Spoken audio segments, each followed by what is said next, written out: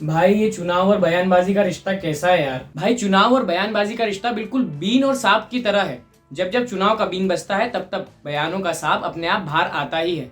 वैसे तुझे किस बयान के सांप ने परेशान कर रखा है?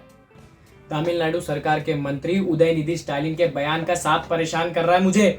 हाँ यार, इस बयान पर तो काफी बवाल हो गया है। तो गुरुजी इस मामले में थोड़ा प्रकाश डाले। अवश्य बालक। देख, तमिलनाडु सरकार में मंत्री और मुख्यमंत्री के स्टालिन के बेटे उदयनिधि स्टालिन द्वारा सनातन उन्मूलन सम्मेलन में सनातन धर्म को लेकर दिए गए बयान पर बवाल मचा हुआ है। उदयनिधि ने एक सभा को संबोधित करते हुए सनातन धर्म की तुलना मलेरिया और डेंगू से कर दी है। जैसे ही बयान बाहर आया वैसे ही उदयनिधि के इस बयान की आलोचना शुरू हो गई है और निशाने पर स्टालिन के साथ साथ बाकी पार्टी भी आ गई है। मामला इतना बढ़ गया है कि उनके खिलाफ पुलिस में शिकायत दर्ज की गई है। सुप्रीम कोर्ट के वकील और सामाजिक कार्यकर्ता विनीत जिंदल द्वारा उदयनिधि स्टालिन के खिलाफ सनातन धर्म के विरुद्ध उत्तेजक, भड़काऊ और मान हानिकारक बयान के लिए दिल्ली पुलिस में शिकायत दर्ज की गई है। इसमें इंडियन पिनल कोड की धारा 120B, 153A, 295 और 504 ऑफ और IT एक्ट की धाराएं शामिल है। इसके अलावा हिंदू सेना ने भी उदयनिधि स्टालिन के खिलाफ दिल्ली पुलिस कमिश्नर से शिकायत दर्ज कराई है। पूरा बयान क्या रहा उदयनिधि का? दरअसल उदयनिधि ने अपने बयान में सनातन धर्म की तुलना डेंगू और मलेरिया से की है। उन्होंने कहा कि सनातन धर्म का सिर्फ विरोध ही नहीं किया जाना चाहिए बल्कि इसे समाप्त ही कर देना चाहिए। एजेंसी के मुताबिक उदयनिधि ने शनिवार को सनातन उन्मूलन सम्मेलन में अपने बयान में कहा कि सनातन धर्म सामाजिक न्याय और समानता के खिलाफ है। कुछ चीजों का विरोध नहीं किया जा सकता, उन्हें खत्म ही कर देना चाहिए। हम मच्छर, मलेरिया, डेंगू और कोरोना का विरोध नहीं कर सकते, हमें इसे मिटाना है। इसलिए हमें सनातन धर्म को भी मिटाना होगा। यह सामाजिक न्याय और समानता के खिलाफ है। उदयनिधि के इस बयान पर राजनेताओं ने पलटवार तो किया ही होगा। हाँ, काफी जोरों से। भाजपा के नेताओं ने तो बहुत बड़ा हमला बोला है स्टालिन और उनकी पार्टी पर। स्टालिन की इस बयान की वजह से पार्टी के साथ साथ इंडिया अलायंस भी निशाने पर आ गया है, क्योंकि स्टालिन की पार्टी भी तो इंडिया अलायंस के साथ जुड़ी हुई है। स्टालिन के इस बयान पर हिंदू महासभा के अध्यक्ष स्वामी चक्रपाणी ने स्टालिन को आड़े हाथ लिया। उन्होंने कहा कि मंत्री को समझना चाहिए कि सनातन धर्म कोई टॉफी या बताशा नहीं है जो मुंह में डाला और गल जाएगा। सनातन सदियों से अस्तित्व में है और हमेशा रहेगा।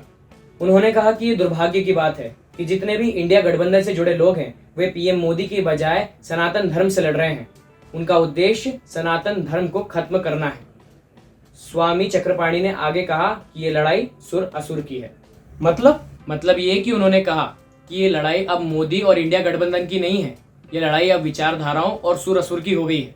उन्होंने कहा कि मैं सुर असुर की लड़ाई इसलिए बोल रहा हूँ कि एक तरफ गठबंधन के लोग हैं जो सावन में ही मांस खाना शुरू कर देते हैं और एक तरफ है हिंदू जो सनातनी को बचाना चाहते हैं। हम कभी भी स्टालिन विचारधाराओं को निशाना नहीं बनाते या ईसाई या इस्लाम धर्म पर टिप्पणी नहीं करते, तो फिर वे क्यों बार बार हिंदू सनातन पर निशाना साधते रहते हैं? वहीं भाजपा के एक नेता ने कहा कि ये पहला विवादित बयान नहीं है। इससे पहले समाजवादी पार्टी ने सनातन धर्म को धोखा कहा था और कांग्रेस पार्टी तो हमेशा से सनातन धर्म पर वार करता रहा है। उन्होंने कहा कि अब सवाल उठता है कि क्या ये मोहब्बत की दुकान है या नफरत के भाईजान है। उन्होंने कहा कि यह सनातन विरोध का लंबा पैटर्न है। ऐसे जुड़ेगा क्या भारत? किसी ने स्टालिन के बयान का समर्थन किया क्या? नहीं। देख, जब तक बात तमिलनाडु के मंत्री उदयनिधि स्टालिन के बयान तक थी तब तक ठीक था। जैसे ही ये बयान इंडिया गठबंधन और कांग्रेस से जोड़ा जाने लगा वैसे ही इंडिया अलायंस की सारी पार्टियां स्टालिन के इस बयान से किनारा करते नजर आई। पहली बारी थी कांग्रेस की। महाराष्ट्र कांग्रेस प्रमुख नाना पटोले ने कहा कि कांग्रेस का रुख स्पष्ट है, हम किसी भी धर्म पर टिप्पणी नहीं करना चाहते, ना ही किसी की भावनाओं को ठेस पहुंचाना चाहते हैं। फिर एक और कांग्रेस नेता राशिद अल्वी ने स्टालिन के बयान से किनारा तो किया ही, साथ ही धर्म पर हो रहे बवाल पर भाजपा पर बिल फाड़ दिया और कहा कि यह देश सभी धर्मों का सम्मान करने के लिए जाना जाता है। हमारा संविधान धर्मनिरपेक्ष है क्योंकि हमारे देश में विभिन्न धर्मों के लोग रहते हैं ताकि देश एकजुट रहे। लेकिन पिछले 9 वर्षों में भाजपा ने धर्म का राजनीतिकरण किया है और यही कारण है कि कोई भी सामने आता है और धर्म के बारे में कुछ भी कह जाता है। जिसने भी ये कहा है वह गलत है, लेकिन धर्म का राजनीतिकरण करने के लिए भाजपा नेता जिम्मेदार है। वाह, ये सही था गुरुजी। नेताओं के अलावा राम जन्मभूमि के मुख्य पुजारी आचार्य सत्येंद्र दास ने कहा कि सनातन धर्म को किसी भी कीमत पर खत्म नहीं किया जा सकता। सनातन धर्म सदियों से अस्तित्व में है और रहेगा।